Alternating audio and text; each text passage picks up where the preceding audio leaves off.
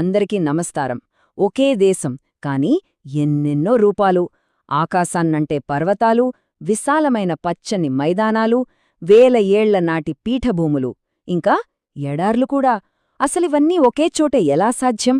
రండి, ఈరోజు మనం మన భారతదేశపు అద్భుతమైన భౌగోళిక స్వరూపాల గురించి తెలుసుకుందాం.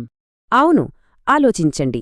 ఒకే దేశంలో ఇన్ని రకాల భూస్వరూపాలు ఎలా ఉండగలవు? ఈ ప్రశ్నకు సమాధానం మనల్ని నిజంగా ఆశ్చర్యపరుస్తుంది. పదండి, ఈ భౌగోళిక అద్భుతం వెనుకున్న రహస్యాన్ని ఛేదిద్దాం. సరే, మన ఈ ప్రయాణానికి ఈ మ్యాపే మన గైడ్ అన్నమాట. మనమిందాక అడిగిన ప్రశ్నకు సమాధానం ఇక్కడే ఉంది చూడండి.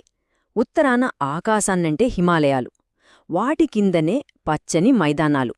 ఇక దక్షిణానికొస్తే పురాతన పీఠభూమి. చూశారా? భారతదేశమంటేనే భౌగోళిక వైరుధ్యాల సమాహారం. మన ఈ అద్భుతమైన యాత్రను ఉత్తరం నుంచి మొదలుపెడదాం. భారతదేశానికి ఒక కిరీటంలా మెరిసిపోతున్న హిమాలయాల నుంచి. ఇవి కేవలం రాళ్ళూ రప్పలు కాదు, ప్రపంచంలోనే అత్యంత ఎత్తైన సహజసిద్ధమైన ఒక అడ్డుగోడ. హిమాలయాల విస్తీర్ణం గురించి వింటే మనం ఖచ్చితంగా ఆశ్చర్యపోతాం. పశ్చిమాన సింధూ నది దగ్గర మొదలై తూర్పున బ్రహ్మపుత్రా నది వరకు, అంటే సుమారుగా 2400 కిలోమీటర్ల పొడవున ఒక పెద్ద చాపంలాగా, ఆర్క్లాగా విస్తరించి ఉన్నాయన్నమాట. ఊహించుకోండి ఎంత పెద్ద. ఇంకో ఆసక్తికరమైన విషయం ఏంటంటే, హిమాలయాలు భౌగోళికంగా చూస్తే చాలా కొత్తవి. అంటే అవి ఇప్పటికీ పెరుగుతూనే ఉన్నాయి. అందుకే కదా వాటి శిఖరాలు అంత పదునుగా, లోయలు అంత లోతుగా ఉంటాయి. వాటి ఆ కఠినమైన రూపమే అవి యవ్వనంలో ఉన్నాయని చెప్పడానికి సాక్ష్యం. చాలామంది హిమాలయాలు అంటే ఒకే పర్వతశ్రేణి అనుకుంటారు, కాని అది పొరపాటు. నిజానికి ఇవి 3 సమాంతర శ్రేణులుగా ఉంటాయి. ఉత్తరం నుంచి దక్షిణానికి వస్తే మొదట అత్యంత ఎత్తైన హిమాద్రి, దాని తర్వాత మధ్యలో హిమాచల్, ఆ చివరన శివాలిక్ శ్రేణులు. ఇలా 3 వరుసల్లో ఉంటాయన్నమాట. ఇందాక మనం చెప్పుకున్న హిమాద్రి శ్రేణిలోనే ప్రపంచంలోని టాప్ పీక్స్ అన్నీ ఉన్నాయి. ఉదాహరణకు 8848 మీటర్ల ఎత్తైన మౌంట్ ఎవరెస్ట్, మన దేశంలోని 8598 మీటర్ల కాంచనగంగ. ఈ నంబర్స్ వింటుంటేనే వాటి ఎత్తు మన ఊహ కూడా అందదు కదా. సరే, హిమాచల్ ఇంకా శివాలిక్ శ్రేణుల మధ్యలో కొన్ని ప్రత్యేకమైన లోయలుంటాయి. వాటినే డూన్లు అని పిలుస్తారు. డెహ్రాడూన్ పేరు వినే ఉంటారు కదా, అదొక డూన్ అన్నమాట. నదులు తెచ్చిన సారవంతమైన మట్టితో ఈ లోయలు నిండిపోయి ఉంటాయి. ఓకే, పర్వతాల నుంచి ఇప్పుడు నెమ్మదిగా కిందకి దిగి వద్దాం. ఎక్కడికంటే భారతదేశపు వ్యవసాయానికి గుండెకాయలాంటి విశాలమైన ఉత్తర మైదానాలకు. హిమాలయాల అడుగుబాగాన విస్తరించియున్న ఈ సారవంతమైన ప్రాంతమే ఈ ఉత్తర మైదానాలు. ఇవి ఎలా ఏర్పడ్డాయో తెలుసా? లక్షల సంవత్సరాలుగా సింధు, గంగా, బ్రహ్మపుత్ర నదులు కొండల నుంచి తెచ్చిపరిచిన ఒండ్రుమట్టితోనే ఈ మహామైదానం తయారైంది. ఇక్కడ అంతా చదునైన నేల, పుష్కలంగా నీరు, దానికి తోడు మంచి వాతావరణం. ఇంకేం కావాలి? ఈ మూడింటి వల్లే ఈ మైదానాలు మన దేశానికి ధాన్యాగారంగా, అంటే గ్రెయినరీస్ ఆఫ్ ఇండియాగా మారాయి. అందుకే దేశంలోనే ఎక్కువ జనాభా, ఎక్కువ పంటలు పండేది కూడా ఈ ప్రాంతంలోనే. అయితే ఈ మైదానాల్లోని మట్టి అంతా ఒకేలా ఉండదు. ఇందులో ఓ చిన్న ట్విస్టుంది. 2 రకాలుంటాయి. పాత ఒండ్రుమట్టితో ఏర్పడిన ప్రాంతాన్ని భంగర్ అంటారు. ఇది కొంచెం తక్కువ సారవంతంగా ఉంటుంది. మరోవైపు ఏటికేడు నదులు కొత్తగా తెచ్చిపరిచే మట్టితో నిండే ప్రాంతాన్ని ఖాదర్ అంటారు. ఇది చాలా అంటే చాలా సారవంతమైనది. సరే, మైదానాలు చూశాం కదా. ఇప్పుడు మన ప్రయాణాన్ని దక్షిణం వైపు మళ్ళిద్దాం.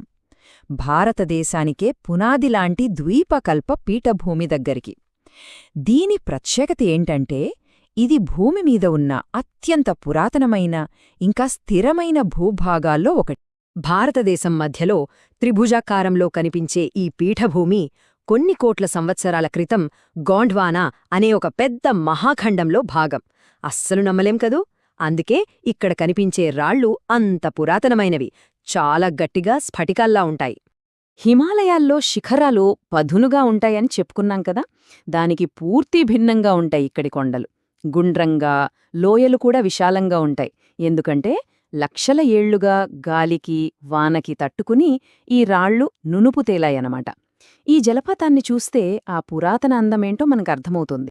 ఈ పీఠభూమికి రెండు వైపులా రెండు సహజమైన సరిహద్దులున్నాయి. అవే పశ్చిమ కనుమలు, తూర్పు కనుమలు. పశ్చిమ కనుమలు ఒకదానికొకటి అతుక్కుని ఒక పెద్ద గోడలా ఉంటాయి. అందుకే ఋతుపవనాలని ఆపి అక్కడ భారీ వర్షాలు పడేలా చేస్తాయి. కాని తూర్పు కనుమలు అలా కాదు. నదులు ప్రవహించడం వల్ల అవి అక్కడక్కడ తెగిపోయి కొంచెం తక్కువ ఎత్తులో ఉంటాయి. రైట్. ఇప్పటివరకు మనం పర్వతాలు, మైదానాలు, పీఠభూములు చూశాం. ఇప్పుడు కొంచెం స్పీడ్ పెంచి మన దేశపు అంచులను ఒక రౌండ్ వేసొద్దాం. అంటే ఎడారులు, తీరప్రాంతాలు, ఇంకా దీవులు. ఈ మూడు ప్రాంతాలు ఒక్కోటి ఒక్కో తీరు. పశ్చిమాన అరావళి పర్వతాల వెనుక చాలా తక్కువ వర్షపాతంతో థార్ ఎడారి ఉంది. సముద్ర తీరానికొస్తే పశ్చిమ తీరమేమో ఇరుగ్గా ఉంటుంది, తూర్పు తీరమేమో చాలా విశాలంగా ఉంటుంది. ఇక సముద్రం మధ్యలో పగడపు దిబ్బలతో ఏర్పడిన లక్షద్వీప్ దీవులు, అగ్నిపర్వతాలతో పుట్టిన అండమాన్ నికోబార్ దీవులు, ఇలా ఎన్నో అద్భుతాలున్నాయి. ఓకే, ఇప్పటిదాకా మనం భారతదేశంలోని ఒక్కో భౌగోళిక ప్రాంతాన్ని విడివిడిగా చూశాం. కాని అసలు మజా ఇప్పుడుంది. ఇవన్నీ కలిసి మన దేశాన్ని వనరుల పరంగా ఎంత గొప్పగా తీర్చిదిద్దాయో ఇప్పుడు చూద్దాం. భారతదేశపు అసలైన బలం ఈ వైవిధ్యంలోనే ఉంది. అంటే ప్రతి ప్రాంతం దేశానికి ఏదో ఒక విధంగా ఉపయోగపడుతుంది.